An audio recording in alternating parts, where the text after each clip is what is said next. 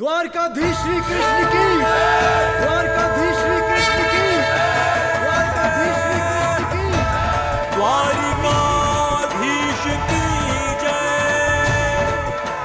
मथुरा द्वारकं प्राप्य कृष्णस्तु भगवान् स्वयं। द्वारिकाधीश द्वारकाधीश श्री कृष्ण की, द्वारकाधीश श्री कृष्ण की, द्वारकाधीश श्री कृष्ण की। तो द्वारकाधीश, अपना पहला आदेश तो दीजिए। मेरा पहला आदेश और क्या होगा? वही क्षण जिसकी समस्त प्रजा प्रतीक्षा कर रही, वही जिस क्षण के लिए यहाँ का एक एक व्यक्ति आतुर। हमारे बलराम दाऊ और रेवती भाभी का विवाह। तो विवाह के सारे प्रबंध शीघ्रातिशीघ्र किए जाएं। रुक्मिणी, आप रेवती भाभी को सज्ज कीजिए और हमारे दाऊ, आप भी चलिए शीघ्रातिशीघ्र सज्ज हो जाइए।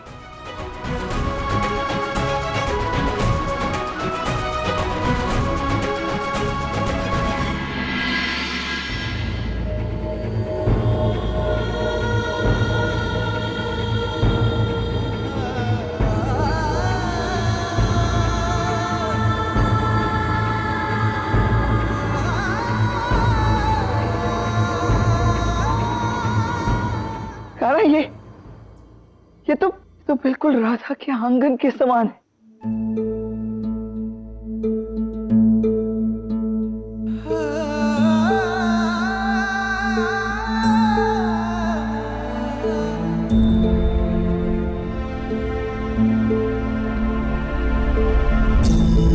बिना मैं कुछ नहीं हूँ राधिके प्रिया। जो भी था मेरा समर्पित तुमको कर दिया। तुम मुझसे दूर नहीं, मुझ में तुम समाए हो। मैं हूँ अगर काया तो तुम मेरी परछाई हो राधे।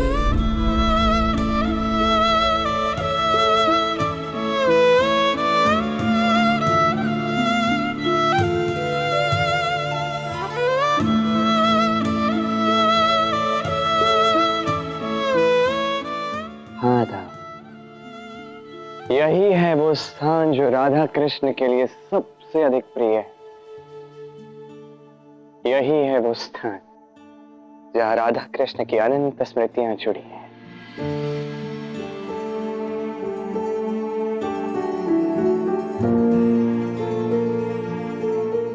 यही है वो स्थान जहाँ कण कण में केवल राधा कृष्ण है।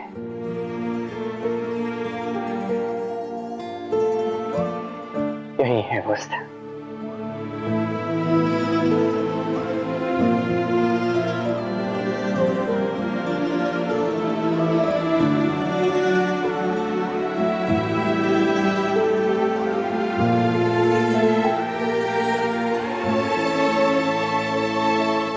सत्य कहा था तुमने कान्हा, इस स्थान पर तो मैं आया हूं। एक बार नहीं, अनेकों बार आया हूं। सत्य में ये स्थान विशेष ही नहीं कान्हा, अत्यंत विशिष्ट है। मैं चुनौती हार गया कान्हा, तुम जीत गए, तुम जीत गए।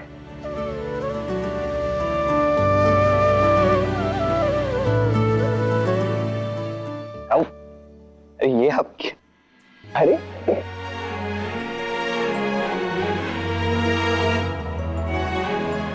आज आपका विवाह है तो चलो आज मैं आपको क्षमा कर देता हूँ।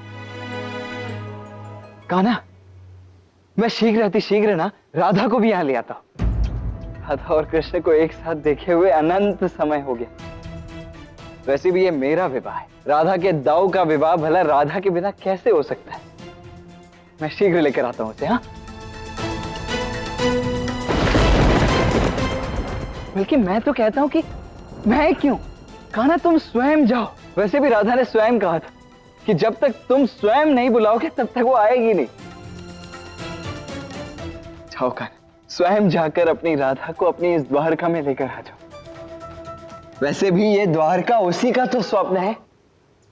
राधा अभी द्वारका नहीं आ सकती।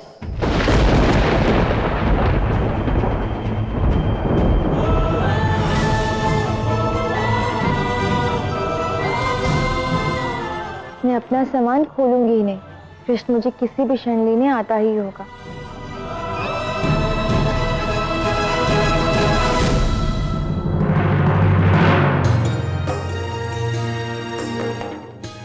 रुक्मिणी, तुम सच में मेरा बहुत अच्छा श्रृंगार कर रही हो। किंतु पता नहीं मेरी सखी राधा क्यों नहीं आई अब तक। जानती हो, वो बिल्कुल देवियों जैसा श्रृंगार करती है। सत्य कहा, राधा है ही इतनी अच्छी और निस्वार्थ। तुम जानती हो राधा को? राधा ही तो है जिसने मेरा पत्र कृष्ण तक पहुंचाकर उसे मेरी सहायता के लिए भेजा था। मैं तो सदैव के लिए उसकी आभारी रहूंगी। बल्कि मेरे जीवन में जो सुखद पड़ाव आने वाला है, क्षण में राधा मेरे साथ हो, यही मेरी इच्छा है। और अब तो मैं भी चाहती हूँ कि मेरा श्रृंगार भी स्वयं राधा ही करे। हाँ हाँ, अवश्य सच करेगी। किंतु ऐसा कौन सा सुखद पड़ाव आने वाला है?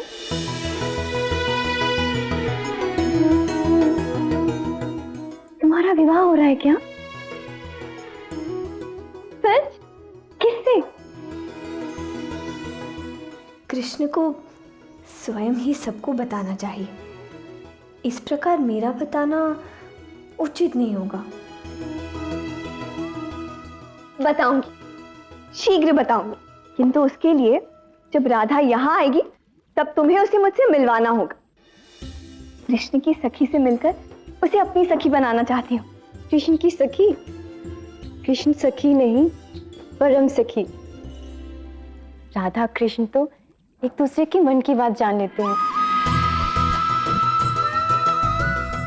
सच? तब तो मुझे उससे शीघ्र, अति शीघ्र मिलना होगा। राधा ही है जो मुझे कृष्ण का हृदय पढ़ना सिखाएगी। शीघ्र आओ राधा। क्यों नहीं आ सकती कान्हा? राधा द्वारका क्यों नहीं आ सकती? मैं तो स्वयं उसे कहकर आया हूं कि तुम स्वयं उसे लेने आओगे, और अब तुम कह रहे हो कि राधा द्वारका ही नहीं आ सकती। यही अनजाने में आपसे भूल हुई है था। आपको ऐसा नहीं करना चाहिए था। किंतु क्यों नहीं कहना चाहिए था? ऐसा भी क्या अनुचित कह दिया मैंने कान्हा?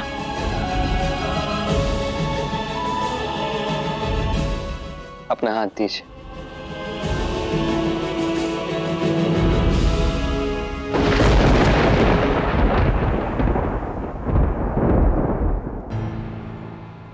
रुक्मिणी ने जो पत्र राधा को लिखा था, जिसे पूर्ण करने की सौगंध राधा ने मुझे दी थी, जो संदेश आप मुझ तक लेकर आए थे, क्या आपने एक बार भी वो पत्र पढ़ा? आज पढ़िए।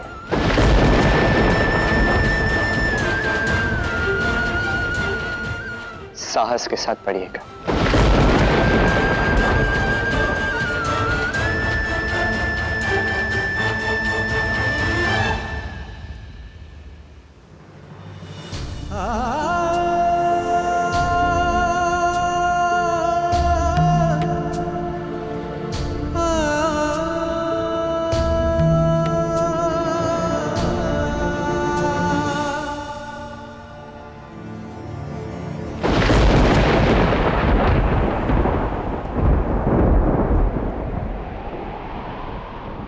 मैंने तुम्हें अपने पति के रूप में स्वीकार कर लिया है कृष्ण, और अपने मन में तुमसे विवाह भी कर लिया है। मैंने अपना सर्वस्व तुम्हें अर्पित कर दिया है कृष्ण। मैं तुमसे ये कहना चाहती हूँ कि मैं तुमसे अत्यंत प्रेम करती हूँ कृष्ण।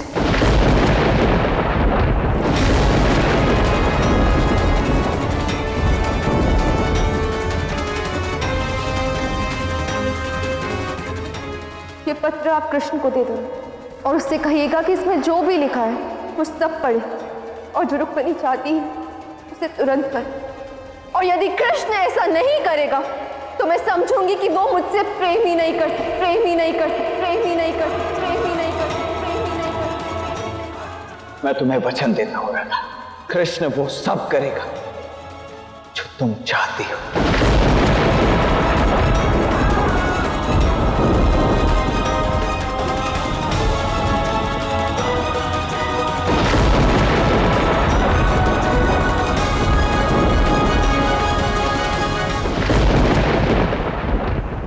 ये कैसे संभव है? राधा स्वयं ऐसा कैसे कर सकती है? ये सब कैसे हो सकता है कान्हा? यही तो है विधि का विधान। कोई कुछ नहीं कर सकता था। ये विधि अपने इस विधान को साकार करने के लिए कोई ना कोई मार्ग ढूंढ ही लेती है। अब चाहो ना चाहो ये होकर ही रहता है। था सोचिए, राधा ने वो पत्र पढ़ा, मुझे उसे साकार करने के लिए कहा और उस पत्र में लिखा है कि मुझे रुक्मिणी से विवाह करना है। सोचिए ना, अयन और राधा का विवाह हुआ जो कदाचित कोई नहीं चाहता था, पर ये हुआ। ये था हमारा प्रथम वियोग, ये था विधि का विधान। अब इस गाथा में रुक्मिणी आई है, ये होगा हमारा दूसरा वियोग। ये है विधि का विधान और हम कुछ नहीं कर सकते था, इसके विरुद्ध नहीं जा सकते। ये श्राप साकार करना ही होगा।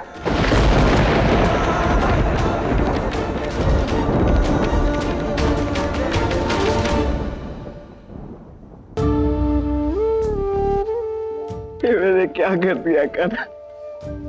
तुमने मुझे कितना समझाया किंतु मैं समझा ही नहीं। आपने कुछ नहीं किया था। नहीं कान्हा, राधा कृष्ण के इस विरह का एक कारण मैं भी हूँ, मुझसे हुई है भूल। नहीं नहीं, ऐसा कुछ भी नहीं है। दाऊ दाऊ, मुझे देखिए, ये केवल श्राप का प्रभाव है। स्वयं को दोष मत दीजिए, आपकी इसमें कोई भूल नहीं है। समझिए आप, मुझे देखिए, हाथ दीजिए अपना।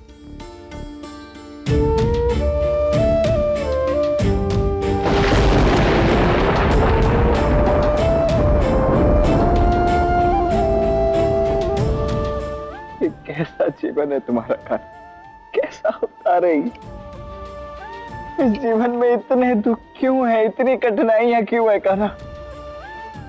सत्य में कान्हा, नारायण के सभी अवतारों में यदि सबसे कठिन अवतार कोई है ना, तो वो यही है, तुम्हारा कृष्ण अवतार। कान्हा, मैं समझता हूँ कि राधा की सौगंध को पूरा करने का एकमात्र उपाय तुम्हारा रुक्मिणी से विवाह करना है। तो तुम रुक्मिणी से विवाह भले ही करो, किंतु राधा को ये जानने का अधिकार तो है। मेरा तुमसे निवेदन है कि तुम स्वयं राधा को ये जानकारी दो।